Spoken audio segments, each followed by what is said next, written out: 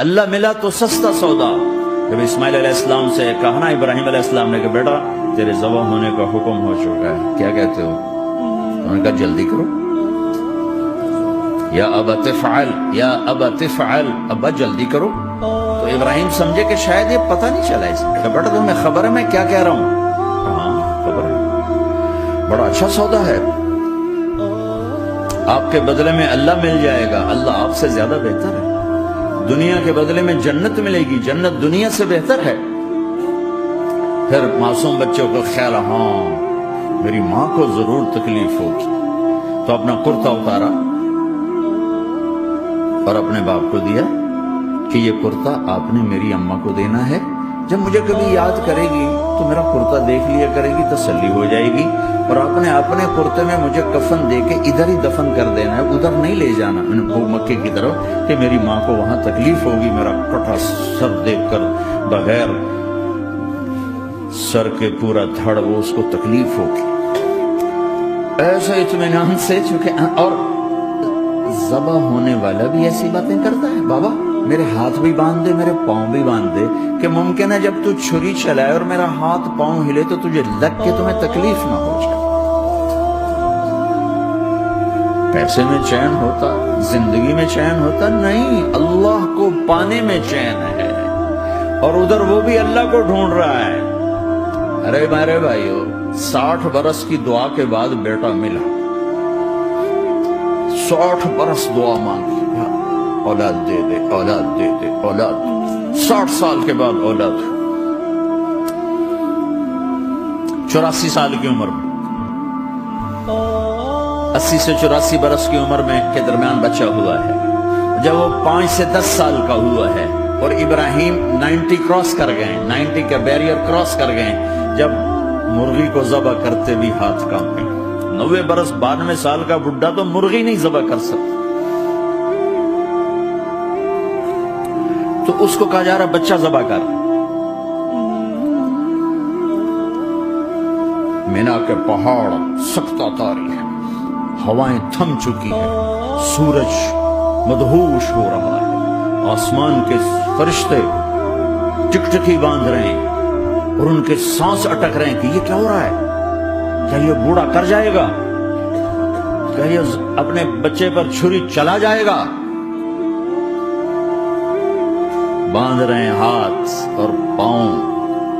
اور پھر بچے نے کہا تھا مجھے الٹا لٹانا, سیدھا نہ لٹانا, کہیں تیری نظر پڑے میرے چہرے پر اور تو رک جائے. نہیں نہیں نہیں, سیدھا الٹا. تلہ للجبین, اسماعیل کی وصیت کو قرآن نے بیان کیا. ماتھا ان کے گھٹنے کو ان کی کمر پہ رکھا اور ایسے سر کے بال پکڑے, ایک ہاتھ میں چھری, ایک ہاتھ میں سر کے بال, اور یوں آسمان کو دیکھا, اور یوں تھوڑا سا اوپر اٹھایا تاکہ نیچے سے چھری چلائے. وہ چھری چلا کے مطمئن ہے, وہ چھری چلوا کے مطمئن ہے. پتہ چلا کہ میری سوچ غلط ہے, کسی اور طرف سکون ہے, جہاں میں ڈھونڈ رہا ہوں وہاں نہیں ہے. اپنی مرضی پوری کرنے میں نہیں ہے, اللہ کی مرضی پوری کرنے میں ہے. یوں پکڑا, گھٹنا رکھا, یوں دیکھا, آسمان کو دیکھنا تھا کہ فرشتوں کی چیخیں نکل گئی. اے اللہ, کاش وہ مینا کے پہاڑ ہوتے جہاں یہ قصہ ہوا. اب تو حاجیوں کی وجہ سے انہیں توڑنا پڑا. اے اللہ, کیا تو مجھ سے ناراض ہو گیا ہے؟ تو یہ سمجھتا ہے کہ اسماعیل کی محبت میرے دل تجھ سے زیادہ ہوگی؟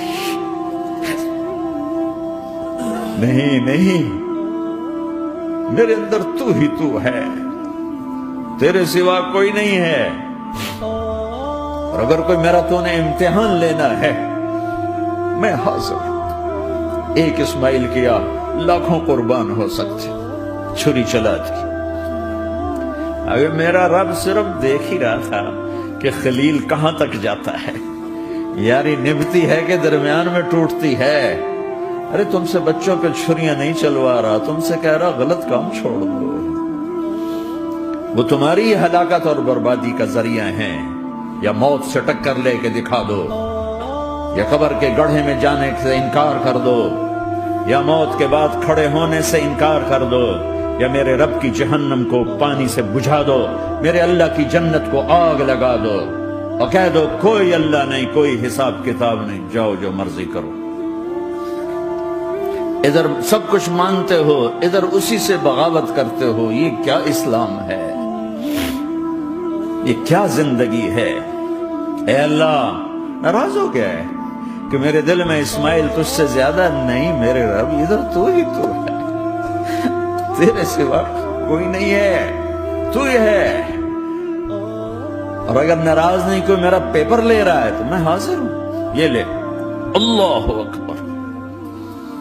جو چھری چلائی، ساتوں آسمان کے فرشتوں کی چیخیں نکل، 2 دفعہ آسمان کے فرشتے روئے ہیں، 2 دفعہ ساتوں آسمان کے فرشتے، ایک یہاں ابراہیم و اسماعیل کے اس